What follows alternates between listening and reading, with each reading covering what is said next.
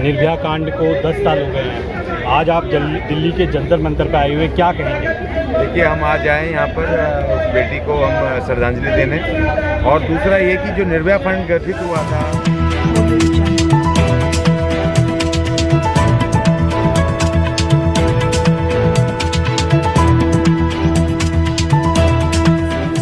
जो भी वक्ता ने कहा वो उसकी अपनी राय है, जिसकी पुष्टि नेशन न्यूज इंडिया नहीं करता। धन्यवाद। निर्भया कांड के बाद 2012 के बाद ये हुआ था कि निर्भया एक फंड बनेगा, जिससे कि जो और विक्टिम रेप पीड़ित महिलाएं अगर होंगी पूरे देश में, जहाँ पर भी केसेस दर्ज होंगे, तो उनको उससे सुरक्षा और उनको न्याय के लिए वो कानूनी व्यवस्था प्लस उनको मुआवजे, उनको रोजगार वगैरह की, शेल्टर की जिम्मे वो तमाम चीज़ें दिलवाई जाए, मुहैया करवाई जाएंगी।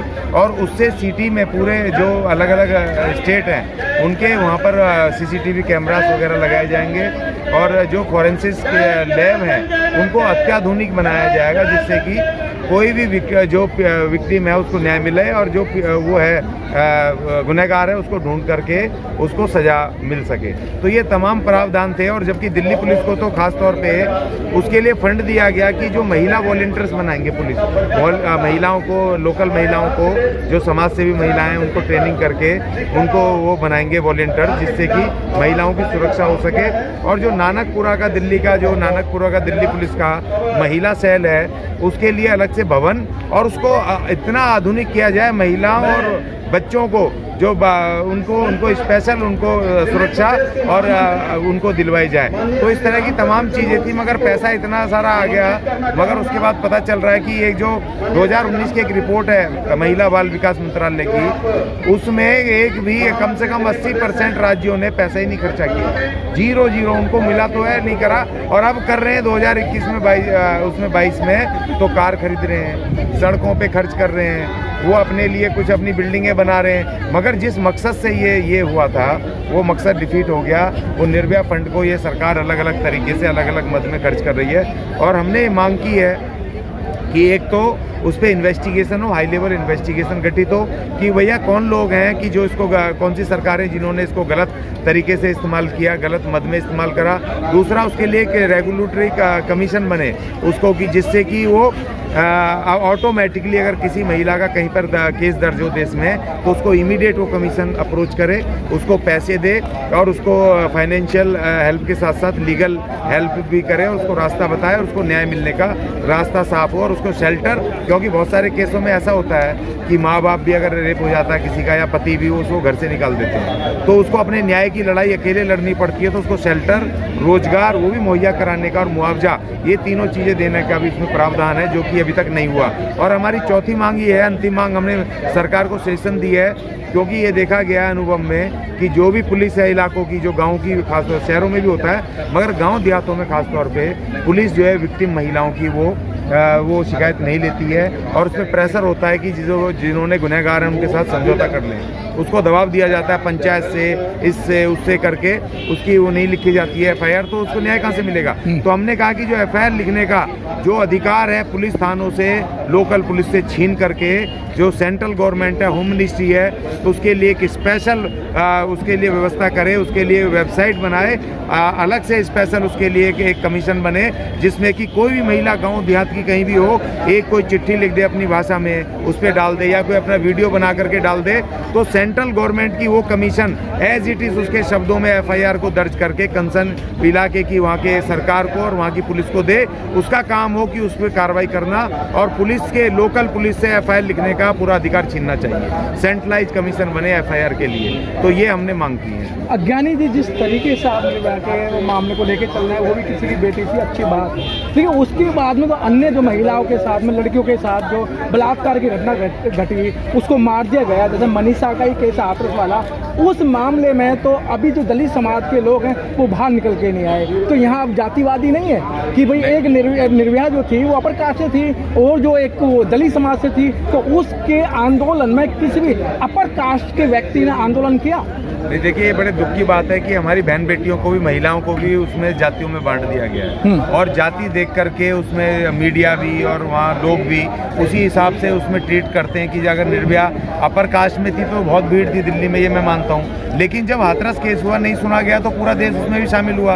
आपको शायद पता होगा कि एबीपी न्यूज़ की वो जो लड़की थी जिसने की पूरा जो रिपोर्टर जिसने की पूरा प्रशासन हिला दिया, वो ब्राह्मण थी, वो पांडे या कुछ ऐसे उसके पीछे नाम था। ऐसा नहीं है कि उसमें कम लोग लगे और उसमें इसी वजह से इतना केस नहीं हुआ। यानी आप सच्चाई से पीठ मुकर रहे हैं। उस निर्भया को विदेश में ले जाएगा ना इलाज के लिए, और यहाँ एम्स के अंदर उसे जगह नहीं मिली, सफदरजंग भेजा गया। देखिए, जब निर्भया को भी तभी ले जाया गया था जब मामला हाईलाइट हो गया था, पूरे जाम कर दिए थे यहाँ पे। और निर्भया का केस जैसे ही उसका हमारे मनीषा का जैसे ही हाईलाइट हुआ सफदरजंग में, जहाँ पहले उसको जगह नहीं मिली, लेकिन जैसे ही हाईलाइट हुआ तमाम बहुजन तमाम लोग समाज से भी पहुँचे, एकदम से उसको पुलिस ने तिकड़म लगा के निकाल करके और उसको ले गए। उसकी डेथ हो गई थी और उसको फिर वहाँ पर रात को उन्होंने अंतिम संस्कार पुलिस ने किया। ऐसा नहीं है, देखो लोग खड़े हुए, ऐसी बात नहीं है। लेकिन आज जो मैं आया हूँ, आज जो हम आए, क्योंकि निर्भया का उसको बेटी को जो न्याय मिलना था नहीं मिलना वो सब हो गया है, जो भी होना था। मगर मैं आया हूँ जो निर्भया फंड है, जो महिलाओं के लिए, पीड़ित महिलाओं को, उसमें कोई दलित नहीं है, कोई अपर कास्ट नहीं है, जो भी महिला इस रेप पीड़ित या इस तरह का शिकार होगी इस दरिंदगी का, तो उसको इस फंड से उसको सुरक्षा, उसको न्याय, उसको रोजगार, उसको ताकत देने का काम इस फंड से होना चाहिए था, जो नहीं हुआ। मैं उस फंड के उसको रेगुलेशन के लिए कि वो रेगुलेट हो, उसके लिए कमेटी बने और ऑटोमेटिकली जो महिला को विक्टिम हो उसको बेनिफिट मिले, वहाँ उसको शक्ति मिले, जिससे कि अपने न्याय की आवाज़ उठा सके। और महिलाओं को भी बराबर का आर्टिकल 14 भारत के संविधान में विधि के समक्ष सब नागरिक बराबर हैं, उसको वो आर्टिकल को लागू किया जा सके और महिलाओं को भी बराबर का अधिकार मिले अपने न्याय का, संघर्ष का। इसलिए उस फंड के लिए मैं आया हूँ। जो एक कार खरीद रहे हैं ये यहाँ पर ये अधिकारी, यहाँ पर ये मंत्री अपने लिए कार खरीद रहे हैं उस पैसे से, उससे सड़कें बना रहे हैं, उससे अपनी अय्यासी कर रहे हैं उस फंड से, जो हमारी बहन बेटियों को, पीड़ित बहन बेटियों को मिलना चाहिए था। ये नाकारे, इनके खिलाफ कार्रवाई हो। ऐसी जो सरकारें हमने मांग की है, इन्वेस्टिगेशन हो। सरकारों और अधिकारियों ने जो दुरुपयोग करा है इस फंड का, उनको अयोग्य घोषित करके उनके खिलाफ क्रिमिनल केस करके उनको जेलों में डाला जाए और उनको बर्खास्त किया जाए। तुम योग्य नहीं हो, तुम्हें पता नहीं है, तमीज नहीं है कि ये फंड किसके लिए बनाया गया है। ये निर्भया फंड बाल विकास मंत्रालय का और पूरे होम मिनिस्ट्री का स्पेशल, उसमें उन्होंने लिख के डाला है किसके लिए फंड है। और तुम कार खरीदोगे अपनी सुरक्षा के लिए, अपने आनंद के लिए, तुम वहाँ पर सड़कें बनाओगे। अभी महाराष्ट्र सरकार ने खरीदी ना, शिंदे सरकार ने खरीदी ना कारें, उसकी सुरक्षा के लिए, उसके काफिले में ले जाने के लिए। और जबकि वहां पर 1000 से ज्यादा महिलाओं का पिछले 3 सालों में इस तरह की घटनाएं हैं जिनकी केस भी दर्ज नहीं हुए। तो ये सरकारों को तुम कारें खरीद रहे हो, तुम्हें शर्म आनी चाहिए।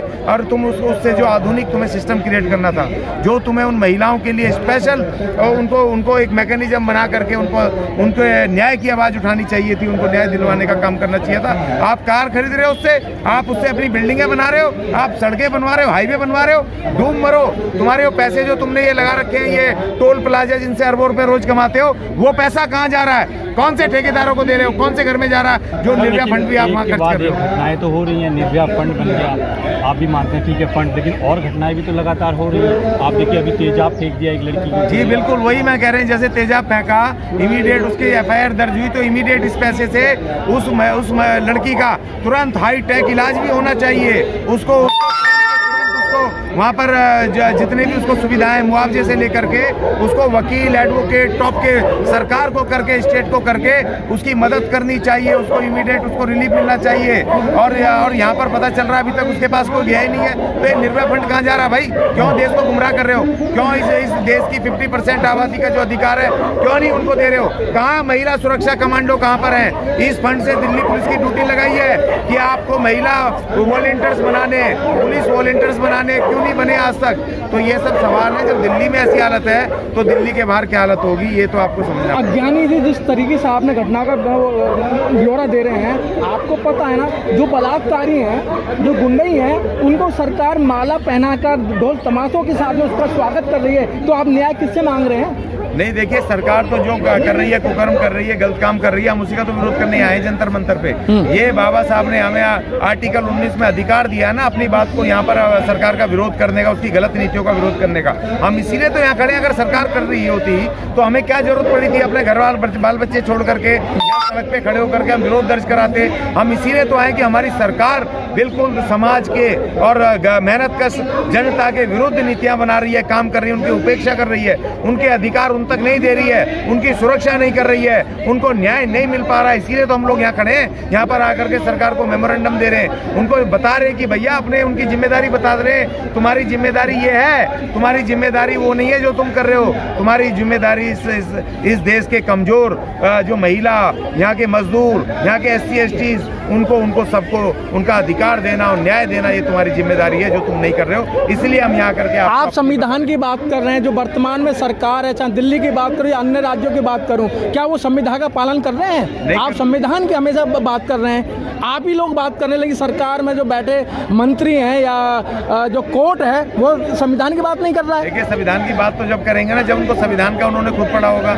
मैंने बहुत सारी जगहों पर गया, अफसर मिले, मैंने कहा भाई मुझे प्रेम्बल की पहली लाइन बता दो, क्या लिखा है संविधान में। तो उनको ये नहीं पता कि पहली लाइन क्या लिखा है। मैंने कहा वो 4 पिल्लर बता दो, संविधान कौन से 4 पिल्लर पे खड़ा है जो बाबा साहब ने प्रेम्बल में डाले हैं। उनको न्याय नहीं पता, स्वतंत्रता, समानता, बंधुता नहीं पता, जो महान 4 पिल्लर पे हमारा महान संविधान खड़ा है, तो वो कैसे वो उसको संविधान को लागू करेंगे। और दूसरी बात ये, इस देश की पहली सरकार, कांग्रेस की सरकार, जिसने 60 साल शासन किया, जब उसी ने इसको संविधान को लागू नहीं किया और इसमें मन मर्जी 80 से ज्यादा उसने 100 के बराबर उसने कांग्रेस ने देश में अमेंडमेंट करे, गैर जरूरी अमेंडमेंट करे, जिनकी जरूरत नहीं थी। भारत के संविधान में आपने गैर कानूनी, गैर तरीके से अमेंडमेंट करे, आज भुगत रहे हो ना। आज वो कांग्रेस की जमानतें जब्त हो रही है, छटपटा रही है, उसको आज कोई विश्वास करने को राजी नहीं है। सरकार, कांग्रेस के पास एक ऐसा मौका था कि भारत के संविधान को भारत के पाठ्यक्रम में KG से लेकर के और यूनिवर्सिटी तक लागू करते, उसका अलग चैप्टर बनाते, उसका अलग सब्जेक्ट होता, क्योंकि भारत के नागरिकों को, इसके एडमिनिस्ट्रेटिव को, इसके अधिकारियों को और मंत्री संत्रियों को, नेताओं को संविधान का पता होना चाहिए, तभी तो लागू करेंगे। और मुझे, मैं एक नागरिक होकर जब मुझे संविधान में मेरे फंडामेंटल राइट पता होंगे, जब तो मैं सरकार से लड़ूंगा, भिड़ूंगा। जब मुझे संविधान में दिए मेरे अधिकार नहीं पता तो मैं कैसे लड़ूंगा भाई, कैसे लड़ाई लड़ूंगा।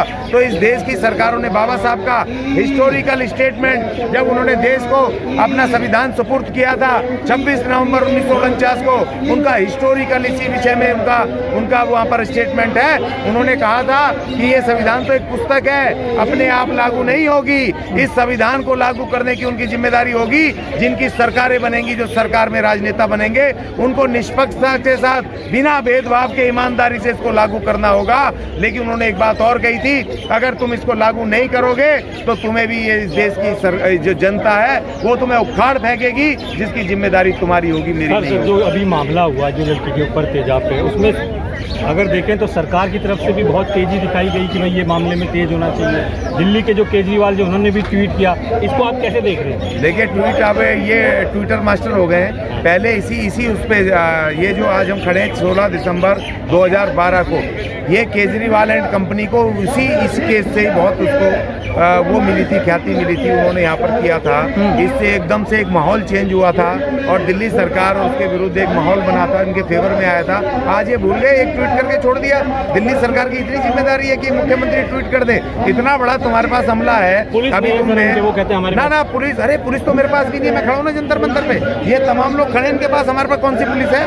और मुख्यमंत्री कह रहा पुलिस नहीं। अगर पुलिस हेडक्वार्टर के आगे खड़ा हो जाए मुख्यमंत्री दिल्ली का, तो पुलिस हेडक्वार्टर में भागा हुआ आएगा कमिश्नर, उसको पता नहीं मैं तो एक आम नागरिक हूँ, सामान्य नागरिक, मैं जंतर मंतर पे खड़े होकर के मैं चुनौती दे रहा हूँ प्रधानमंत्री को, मैं चुनौती दे रहा हूँ होम मिनिस्टर को, तो ये तो मुख्यमंत्री है। बेवकूफ बनाते हो क्या देश को? तुम नागरिक भी हो और मुख्यमंत्री भी हो, तुम कह रहे हो पुलिस नहीं है। पुलिस क्या तुम्हारे घर में घुसा दे? पुलिस को घुसाने की जरूरत नहीं है। दिल्ली पुलिस सेंट्रलाइज पुलिस है, तुम्हें जाकर के उनसे बात करनी चाहिए, तुम्हें एक समन्वय बनाना चाहिए था, जो तुम्हें नहीं बनाए। तुम दिल्ली के मुख्यमंत्री होकर के तुम्हें सारी, जब तुम सरकार में आ गए, जब भी तुम पार्टी आम आदमी पार्टी के ही हो, तुम जब सरकार में आ जाते हो तो उस समय तुम पार्टी के नहीं हो, उस समय तुम सरकार के कॉन्स्टिट्यूशनल पावर पे हो। और जितने कॉन्स्टिट्यूशनल डिपार्टमेंट्स हैं, चाहे वो दिल्ली पुलिस हो, चाहे वो MCD हो, चाहे वो नगर निगम हो, चाहे वो दूसरे वो यूनिवर्सिटियां हो, उनके साथ समन्वय स्थापित करना ये चीफ मिनिस्टर की जिम्मेदारी है, जो इसने नहीं किया। ये MCD मेरे पास नहीं, पर बेवकूफ बना रहे हो भाई। पैसे कैसे खर्च कर रहे हो भाई तुम्हें गवर्नर काम नहीं करने देता,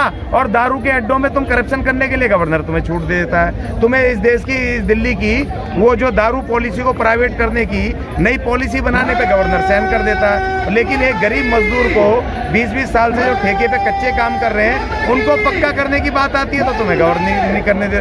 क्यों धोखा दे रहे हो भाई? और हम धोखे में आके, और दिल्ली की जनता की बेवकूफ़ी है, ऐसे मायावी छलियाओं की बातों में क्यों आ रहे हो भाई? देखिए, वो तो मुख्यमंत्री है, यहाँ तो एक सामान्य नागरिक की शक्ति है इस भारत के संविधान में कि बड़ी से बड़ी सरकार को उखाड़ के फेंक दे और उसको अपनी बात मानने पे मजबूर कर दे। तुम तो फिर भी मुख्यमंत्री हो भाई। तो ये मैं उसका कंडेम करता हूँ जो धोखा दे रहा है अपनी जिम्मेदारी से बात। Press the bell icon on the YouTube app and never miss another update.